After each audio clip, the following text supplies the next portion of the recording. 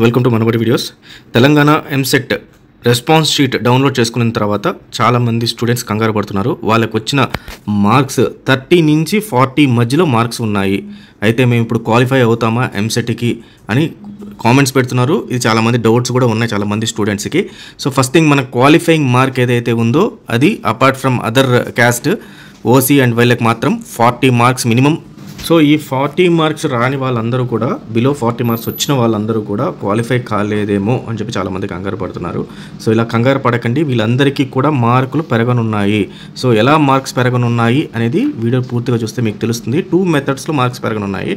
So ఆ methods ఏంటి అనేది మీకు ఒకసారి నేను చెప్తాను. సో వీడియోని కంప్లీట్గా చూడండి. అలాగే ఫస్ట్ టైం వచ్చిన యూజర్స్ ఖచ్చితంగా ఛానల్ సబ్స్క్రైబ్ చేసుకోండి. ఎందుకంటే కాలేజ్లో కానీ మీ ఇన్స్టిట్యూట్లో కానీ only inter and EAMCET exam ఎలా రాయాలి, దాంట్లో వచ్చే ఇంపార్టెంట్ క్వశ్చన్స్ ఏంటి వరకు చెప్తారు తప్పితే ఆఫ్టర్ ఎంసెట్ మెయిన్ వర్క్ అంతా ఉండేది ఆఫ్టర్ ఎంసెట్. వచ్చిన మార్కులతో మీకు కౌన్సిలింగ్లో సీటు సంపాదించాలి, అది చాలా చాలా ఇంపార్టెంట్.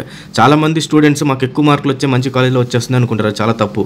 తక్కువ మార్కులు వచ్చి ఎక్కువ ర్యాంక్ వచ్చినా కూడా వాళ్ళకు కూడా టాప్ 10 కాలేజ్లో సీట్ తెచ్చుకునే ప్రక్రియ ప్రాసెస్ మాకు తెలుసు. మీకు ఫస్ట్ టైం ఇది కౌన్సిలింగ్ అనేది అటెండ్ అవుతున్నారు మీరు, కాబట్టి మీకు తెలియదు. మామూలుగా జస్ట్ పెట్టుకుంటే వెళ్ళిపోతారు కాలేజీలు. సో మిమ్మల్ని తీసుకెళ్ళి ఎక్కడో అంటే ఆల్మోస్ట్ చాలా తక్కువ కాలేజ్లో తీసుకెళ్ళి మిమ్మల్ని వేయడం జరుగుతుంది అనమాట. అప్పుడు ఇబ్బంది పడతారు. కాబట్టి ఖచ్చితంగా ఛానల్ని ఫాలో అవ్వండి, మా టిప్స్ అయితే ఫాలో అవ్వండి.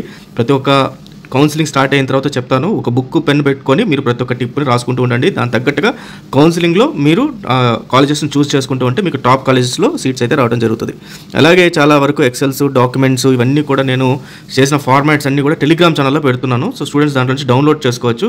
అండ్ ఇంపార్టెంట్ ఏదన్నా సరే ఇలా వీడియోస్ చేసినా లేకపోతే ఇంకేదైనా అప్పటికప్పుడు కౌన్సిలింగ్లో కొన్ని అప్డేట్ చేయాల్సి వస్తుంది అనమాట. అలాంటివి చేయాల్సి వచ్చినా కూడా మీకు అలర్ట్స్ పంపిస్తుంటారు టెలిగ్రామ్లో. సో దీన్ని జాయిన్ అవ్వండి, ఖచ్చితంగా జాయిన్ అవ్వండి. జాయిన్ అయితే దీంట్లో మీకు నాకు కమ్యూనికేషన్ అనేది అంటూ ఉంటుంది. సో ఫైన్ స్టూడెంట్స్, సో ముందుగా మీకు 2 మెథడ్స్లో మార్క్స్ పెరుగుతున్నాయి. అది ఏవేంటంటే ఫస్ట్ మెథడ్ ఏంటంటే తెలంగాణ ఏపీసెట్ అబ్జెక్షన్స్ రైజ్ చేయమనింది, కీలో అబ్జెక్షన్స్ రైజ్ చేయమనింది. సో మోస్ట్లీ ఎవ్రీ ఇయర్ కూడా కీ అనేది తప్పు ఇస్తూనే ఉంటుంది తెలంగాణ ఏపీసెట్. ఎన్ని క్వశ్చన్స్ అంటే ఒక 4 to 5 క్వశ్చన్స్ దాకా కూడా వస్తుంది అనమాట. అంటే అప్ టు 5 క్వశ్చన్స్ అనుకోండి. అది 1 అవ్వచ్చు, 2 అవ్వచ్చు, 3 అవ్వచ్చు, 4 అవ్వచ్చు, 5 అవ్వచ్చు. సో ఈ అబ్జెక్షన్స్ అనేది 7th ఈవినింగ్ వరకు చాలామంది స్టూడెంట్స్ని రైజ్ చేయమనింది. ఒక అబ్జెక్షన్కి 500 రూపీస్ తీసుకుంటోంది.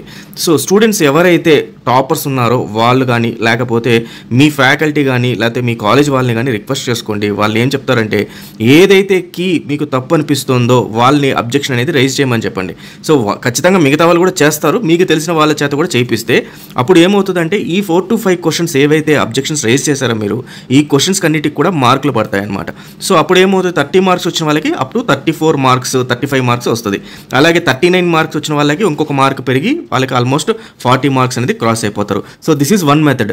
అండ్ సెకండ్ మెథడ్ ఏంటంటే అవుట్ ఆఫ్ సిలబస్ ఈసారి మనకు కొన్ని షిఫ్ట్స్లో వచ్చాయి క్వశ్చన్స్. ఆ షిఫ్ట్స్ ఏంటనేది నెక్స్ట్ వీడియోలో చెప్తాను నేను. అవుట్ ఆఫ్ సిలబస్ నుంచి వచ్చిన షిఫ్ట్స్ నుంచి వచ్చిన క్వశ్చన్స్కి కూడా మీకు ఫ్రీగా మార్కులు వేస్తారు. సో అక్కడ మీకు 1 or 2 మార్క్స్ వచ్చే ఛాన్సెస్ కూడా ఉందన్నమాట. సో ఇదొకటి. దెన్ థర్డ్ వచ్చేసి నార్మలైజేషన్ ప్రాసెస్ ఏదైతే జరుగుతుందో ఈ నార్మలైజేషన్ ప్రాసెస్లో మీకు మార్కులు వేయడం జరుగుతుంది. సో నార్మలైజేషన్ ప్రాసెస్లో ఎలా మార్కులు వస్తాయి అంటే ఏ షిఫ్ట్స్ అయితే టఫ్గా వచ్చాయో ఆ షిఫ్ట్స్కి మార్కులు పెంచటము, అండ్ ఏ షిఫ్ట్స్ అయితే ఈజీగా వచ్చాయో ఆ షిఫ్ట్స్కి మార్కులు తగ్గించడం అనేది జరుగుతుంది. మీరు కానీ ఇన్ కేస్ ఈజీ షిఫ్ట్ అంటే మే 2nd మార్నింగ్, మే 3rd మార్నింగ్, మే 2nd ఆఫ్టర్నూన్ ఈ షిఫ్ట్స్లో పడితే మాత్రం మనం ఏం చేయలేము. And but May 3rd afternoon, May 4th morning and afternoon పడిన వాళ్ళకి మాత్రము ఖచ్చితంగా మార్కులు అయితే పెరుగుతాయి. కనీసం మినిమం 5 మార్కులు అయితే పెరుగుతాయి. సో దాన్ని ఎలా పెరుగుతాయి అనే దానిపైన ఇంకొక వీడియో ప్రీవియస్గా చేస్తున్నాను, ఒకసారి దాన్ని చూడండి. ఈ విధంగా మీకు ఈసారి మార్కులు పెరుగుతాయి. కాబట్టి కంగారు అయితే పడకండి. ఖచ్చితంగా మీకు ఏదైనా అబ్జెక్షన్స్ రైజ్ చేసిన దాని ద్వారా నుంచి కానీ లేకపోతే అవుట్ ఆఫ్ సిలబస్ నుంచి కానీ నార్మలైజేషన్ నుంచి కానీ ఖచ్చితంగా మీకు 5 నుంచి 10 మార్కులు ప్రతి ఒక్కరికైతే పెరిగే ఛాన్స్ అయితే ఉంది.